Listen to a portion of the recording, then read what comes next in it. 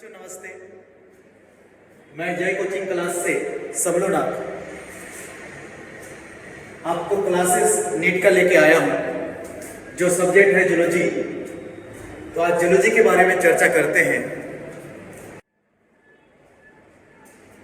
देखो, आज सबसे पहले जूलॉजी को जानने से पहले, जंतु विज्ञान को जानने से पहले वो कहां से आया उसके बारे में चर्चा करें। देखो, जूलॉजी एक जीव विज्ञान की शाखा है।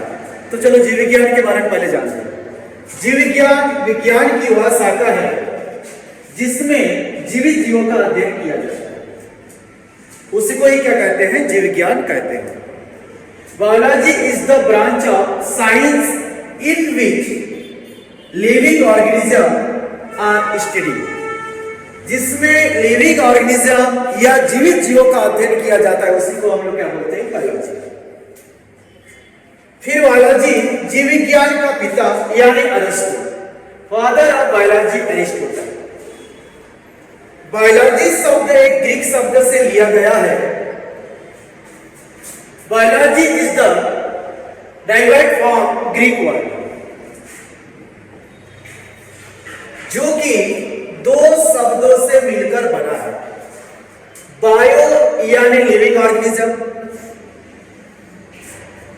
बायो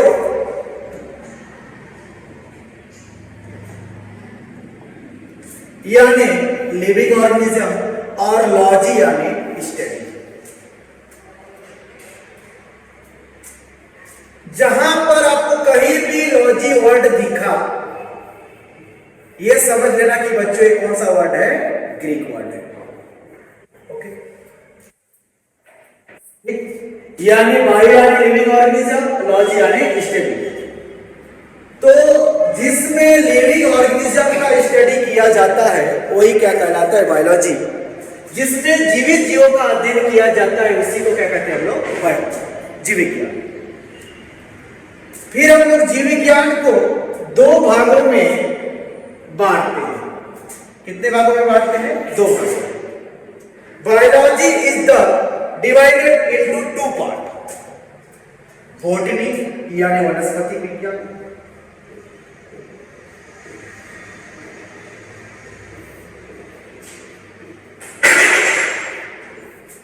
और जूलॉजी यानी जंतु विज्ञान।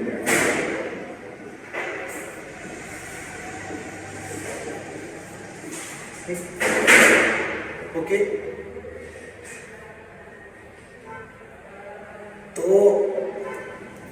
तो जानते हैं जूलॉजी क्या है? जीव विज्ञान की वह शाखा है जो जंतुओं और उनके जीवन, शरीर, विकास और वर्गीकरण से संबंधित होती है। कोई भी जीव हो, कोई भी एनिमल्स हो, जिसमें उनके जीवन, उनके शरीर, उनके विकास और उनसे संबंधित वर्गीकरण का अध्ययन किया जाता है, उसी को हम लोग क्या बोलते हैं? जंतु विज्ञान। The branch that deals with the animal and their life, body, development and classification, जिसका स्टडी किया जाता है उसी को क्या बोलते हैं हम लोग? जंतु विज्ञान या जूलॉजी। ओके, आगे फिर इसके आगे देखो बच्चों, ये जूलॉजी भी एक ग्रीक वर्ड है। जूलॉजी में क्या कौन सा वर्ड है? ग्रीक वर्ड है, जो दो वर्ड से मिलकर बना है। एक को बोलते हैं जूल और एक को बोलते हैं लॉगोस। जुड़ का अर्थ होता है एनिमल और लॉजी का अर्थ होता है स्टडी। लॉजी का अर्थ क्या होता है? स्टडी। यानी जिसमें एनिमल का स्टडी किया जाता है वही क्या कहलाएगा? जूलॉजी। जिसमें जंतु जगत का अध्ययन किया जाता है उसी को हम लोग क्या बोलते हैं? जंतु विज्ञान। ओके, फिर जंतु विज्ञान के पिता,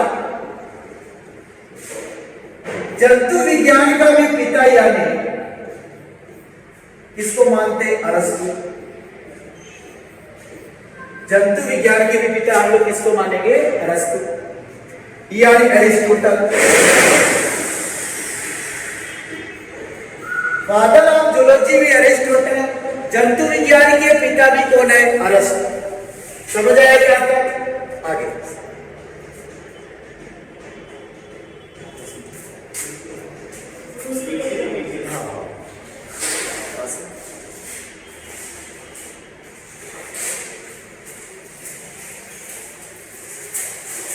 सजीवों के लक्षण यानी कोई भी जीव को हम सजीव कैसे मानेंगे? उनके लक्षण, कैरेक्टरिस्टिक्स ऑफ लिविंग ऑर्गेनिज्म। कोई भी जीव लिविंग ऑर्गेनिज्म है, उसको कैसे मानेंगे कि ये लिविंग ऑर्गेनिज्म है? अगर कोई भी जीव में ये सब कैरेक्टर दिखा तो मानो वो से किसके साथ अंतर्गत आएगा? लिविंग ऑर्गेनिज्म के अंतर्गत आएगा, यानी सजीव के अंतर्गत आएगा। जैसे निश्चित आकार के साथ वैयक्तिकता,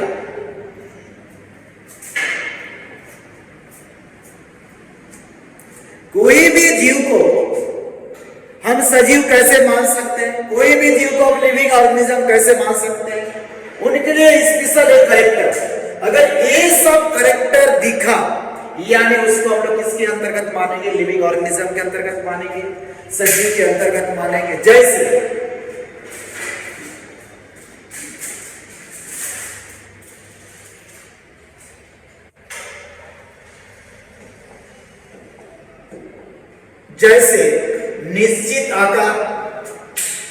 निश्चित आकार के साथ व्यक्तित्व, individuality with the size of the following size, संरचना तथा विशिष्टता, स्ट्रक्चरल एंड स्पेसिफिकेशन, कोशिकीय संरचना, सेलुलर इंफ्रास्ट्रक्चर, उपापचय, मेटाबॉलिज्म, श्वसन, रेस्पिरेशन, पोषण, न्यूट्रिशन, ब्रीदिंग, ग्रोथ, प्रजनन, रिप्रोडक्शन, आनुवंशिक पदार्थ, जेनेटिक मटेरियल, अनुकूलनशीलता, एडाप्टिबिलिटी, गति एवं प्रजनन, स्पीड एंड सर्कुलेशन, भिन्नता एवं विकास, वेरिएशन एंड ग्रोथ, उत्सर्जन, एक्सप्रेशन, जीवन चक्र, लाइफ साइकिल। अगर ये सब किसी जीव में दिखा तो मानो वो किसके अंतर्गत आएगा? लिविंग ऑर्गेनिज्म के अंतर्गत आएगा। ये सब किसी जीव में दिखा तो किसके अंतर्गत आएगा? हम उसको क्या मानेंगे? सजीवों के लक्षण मानेंगे। ओके ओके, यानी देखो किसी भी लिविंग ऑर्गेनिज्म में अगर ग्रोथ दिखा,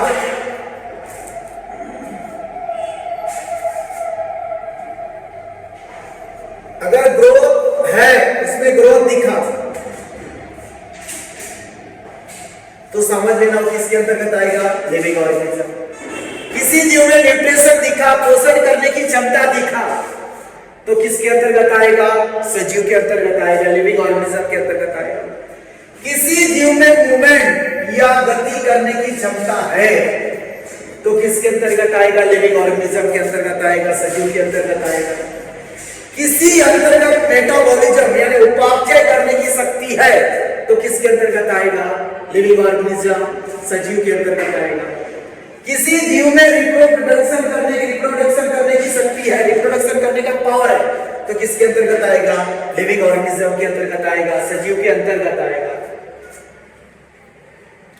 रेस्पिरेशन करने की शक्ति, इरिटेबिलिटी, एक्सप्रेशन, अगर ये सब लक्षण किसी जीव में दिख रहा है तो मानो ये किसके अंतर्गत आएगा? लिविंग ऑर्गेनिज्म के अंतर्गत आएगा, सजीव के अंतर्गत आएगा। मान लो किसका लक्षण है? सजीव, तो हम उसको एक जीवित जीव मान सकते हैं, लिविंग ऑर्गेनिज्म मान सकते हैं। अगर ये सब उनमें कैरेक्टर दिखा तो हम लोग क्या मानेंगे? उसको लिविंग ऑर्गेनिज्म या सजीव मान सकते हैं। ग्रोथ यानी क्या दिखेगा? वृद्धि। अगर कोई जीव में वृद्धि करने की शक्ति है कोई जीव में पोषण करने की शक्ति है, किसी जीव में कोई भी जीव में गति करने की शक्ति है, या गति करता है, या उपापचय करता है, पचा पाता है भोजन को, मेटाबॉलिज्म, या शोषण करने की शक्ति है उसमें, या शोषण करता है, या उत्सर्जन यानी खराब पदार्थों को बाहर निकालने की शक्ति अगर किसी जीव में पाया जाता है, या किसी जीव में दिखता है तो किसके अंतर्गत आता है? लिविंग ऑर्गेनिज्म, है ना, सजीव के अंतर्गत इसको हम लोग क्या करते हैं? मानते हैं। ओके,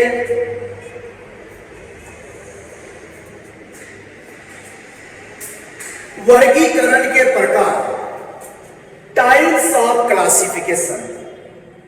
अब वर्गीकरण की जरूरत हमको क्यों पड़ा? हम क्यों वर्गीकरण की जरूरत पड़ा? किसी भी जीव को अब किसी भी कुल में कैसे रखें, किस आधार पर रखें, उसके लिए हमको क्या करता है? वर्गीकरण को जरूरत पड़ता है। तो सबसे पहले वैज्ञानिक थे वर्गीकी शब्द का प्रयोग सबसे पहले एपीडी कैंडाले ने किया।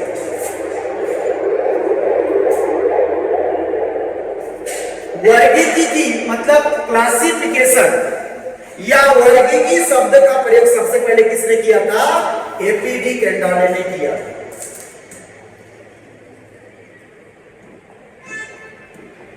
सबसे पहले किसने किए थे? एपीडी कैंडाले ने किए थे। वर्गीकरण मुख्यतः हम लोग तीन प्रकार से बांटे हैं।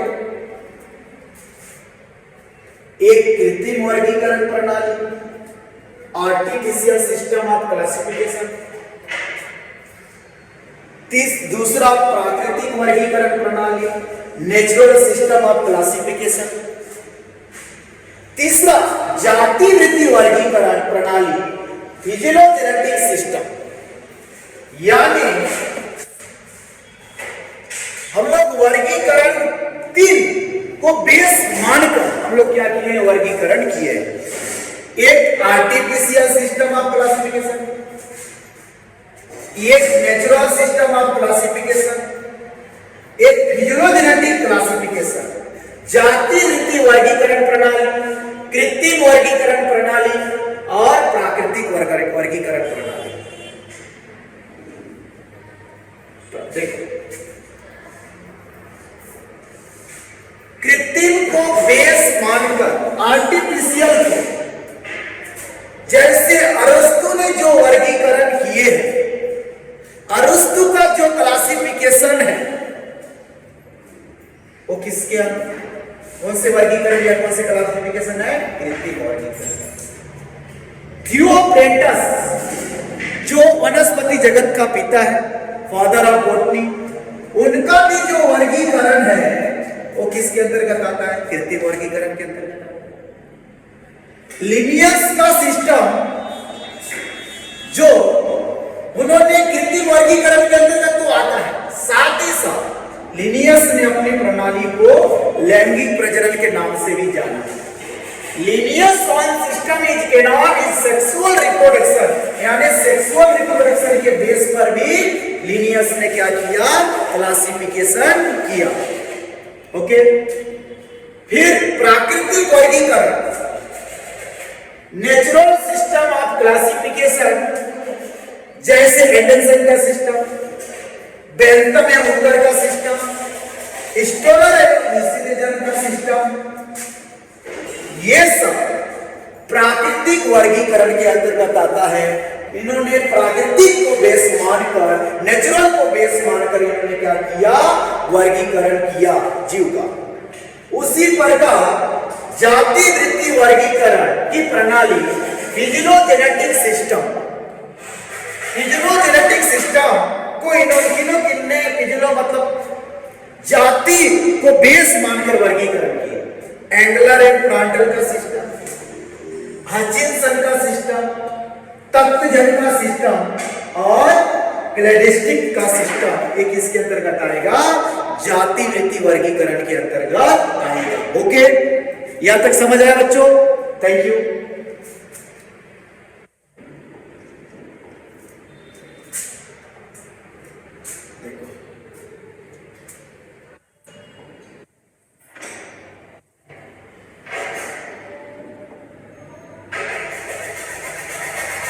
इसके बाद बीबीपेरा, बीबीपेरा, इसके अंतर्गत वह जंतु आते हैं जो बच्चे को जन्म देते हैं। बीबीपेरा मतलब इसके अंतर्गत वह जंतु आएंगे जो किसको जन्म देंगे? बच्चे को जन्म देंगे। It includes animal that give the birth to a child such humans, dogs, etc. यानी इसके अंतर्गत कौन आएगा? मनुष्य, कुत्ता जो है क्या करते हैं? डायरेक्ट बर्थ ऑफ चाइल्ड, यानी क्या करते हैं? बच्चे को पैदा करते हैं। ओबीफेरा, ओबीफेरा, ओबीफेरा, ओबीफेरा, इसके अंतर्गत सभी अंडे देने वाले जंतु आते हैं जो अंडे के माध्यम से बच्चे पैदा करते हैं, वो किसके अंतर्गत आएंगे? ओबीफेरा। जैसे मेंढक है, जैसे सर्प है। It includes are a flying animal such as frog, snake, etc.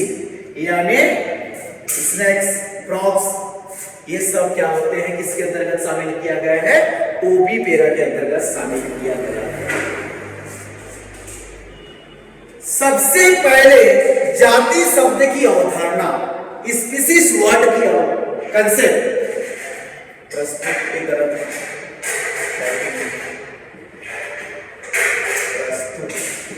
सबसे पहले जाति शब्द की अवधारणा एक वैज्ञानिक थे जिसको हम लोग क्या बोलते हैं? जॉन रे। जॉन रे ने किया सबसे पहले स्पीसीज कंसेप्ट, स्पीसीज वर्ड का कंसेप्ट किसने किया? जॉन रे ने किया। किसने किया? एक बार बोलो, जॉन रे। सबसे पहले जाति शब्द की अवधारणा जॉन रे ने प्रस्तुत किया। इन्होंने ही आधुनिक वर्गीकरण की क्या रखी? नींव रखी। इन्होंने सन 1800 में अधिक से पादप एवं जंतु का वर्गीकरण कर अपनी पुस्तक हिस्टोरिया जेनेरिस प्लांटेरम में लिख के इन्होंने क्या किया? पुस्तक पे अपनी बात को रखी। कब की बात? 1800 में। किसने? किन्होंने? जॉन रे ने। जॉन रे ने पादप जगत और जंतु जगत दोनों के लिए एक पुस्तक प्रकाशित की। उस पुस्तक का नाम है हिस्टोरिया प्लांटेरम। अगर आपको क्वेश्चन आएगा हिस्टोरिया प्लांटेरम पुस्तक के लेखक कौन है, तो जॉन रे। जॉन रे ने ही सबसे पहले कौन से शब्द का प्रयोग किया था? जाति शब्द का प्रयोग किया था। Okay, he first introduced the concept of the word caste, या कास्ट को ही हम लोग स्पीसीज की वर्ड बना सकते हैं। He had laid the foundation for modern classification. Modern classification की नींव किसने रखी? जॉन। मॉडर्न क्लासिफिकेशन की कंसेप्ट किसने रखी? जॉन रे ने। किसने? एक बार बोलो, जॉन रे ने मॉडर्न क्लासिफिकेशन की क्या की? नींव रखी। Classified more than 80,000 plant and animal. His books Historia plantarum. Historia plantarum के राइटर कौन है? जॉन रे। ओके, हिस्टोरिया प्लांटेरम के राइटर जॉन रे।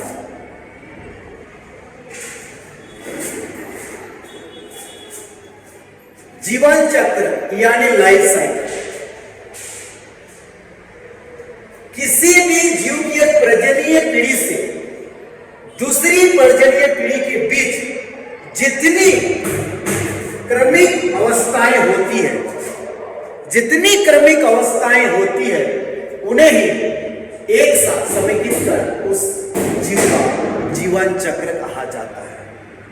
ओके, मतलब एक पीढ़ी हमारे बात करें हमारे दादाजी से, ठीक, ग्रैंड फादर से,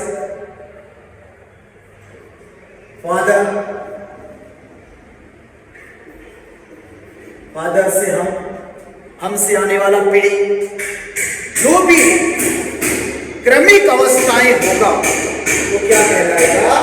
जीवन चक्र, लाइफ साइकिल। जीवन चक्र, life cycle. The successive Phases of any organism between one reproductive generation to another reproductive generation are scheduled are initiated. The method is called the life cycle of the organism. Okay. वर्गीकरण का इतिहास, वर्गीकरण का इतिहास, history of classification. प्रसिद्ध वैज्ञानिक अरस्तु ने मौलिक व असमानता के आधार पर दो भागों में बांटा। The famous scientist Aristotle is divided into two part on the basis of Moses and antiquity, जैसे एनीमिया। इसके अंतर्गत रुधिरहीन जंतु को रखा गया है, यानी इसमें आरबीसी क्या होगा, नहीं पाया जाएगा। आरबीसी क्या होगा, अब्सेंट। आरबीसी क्या होगा, अब्सेंट। उसी को क्या बोलते हैं, anaemia. Under this bloodless animals have been kept such as sponge, mollusca, arthropoda etc। एक इसके अंतर्गत आता है एनाइमा के अंदर। इनाइमा इसके अंतर्गत उन्हें लाभुदित और कैसुकी जंतु को रखा गया है, जो इनको दो समूह में बांटा गया। यानी इसके अंतर्गत जो भी जीव आएंगे, जो भी एनिमल्स आएंगे, उनमें क्या होगा, आरबीसी पाया जाएगा। Under this the place red blooded vertebrate animal, it is the divide into two part. Okay.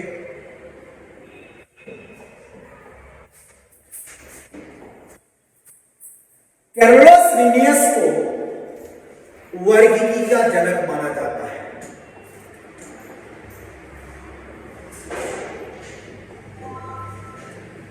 Carolus Linnaeus को वर्गीकी का जनक माना जाता है।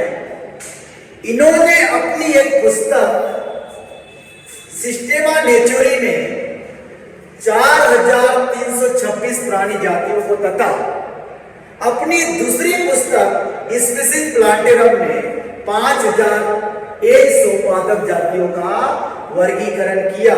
इसीलिए इन्हें वर्गीकी का क्या माना जाता है, जनक माना जाता है, father of taxonomy. Okay, Carolus Linnaeus is considered the father of taxonomy. Father of taxonomy हम किसको मान सकते हैं, Carolus Linnaeus को मानते हैं, जिन्होंने 4326 स्पीसीज का वर्णन, जो एनिमल स्पीसीज है, उन्होंने क्या पर रखा, सिस्टेमा नेचुरी में। और सेकंड पुस्तक जो उन्होंने ऑर्गेनाइजेशन की प्लांट किंगडम के लिए, और उन्हें प्लांट किंगडम की 5900 प्रजातियां जिसमें रखे थे उन्होंने स्पीसीज प्लांटेरम। दो पुस्तक का राइटर या दो पुस्तक का इन्होंने पब्लिकेशन किया था, कैरोलस लिनियस। ओके, इसीलिए इन्हें कैरोलस लिनियस को वर्गीकी का जनक माना जाता है।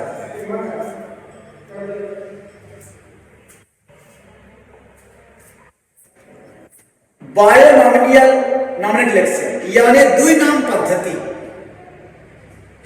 बायोनॉमिनियल नॉमेनक्लेचर यानी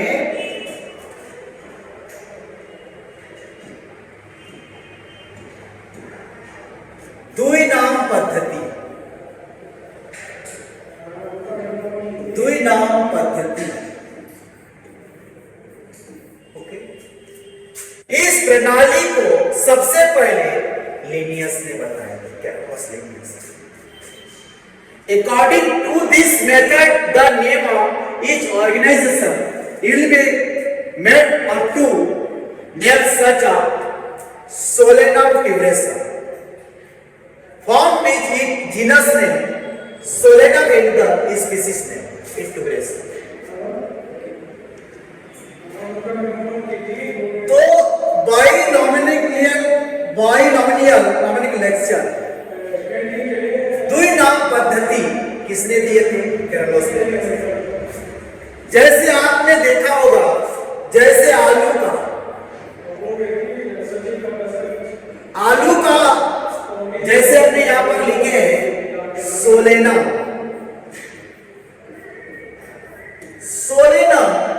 सोलेनम उसका क्या होगा बच्चों? वंश नेम होगा। और ट्यूब्रेसम क्या होगा? उसका जाति नेम होगा।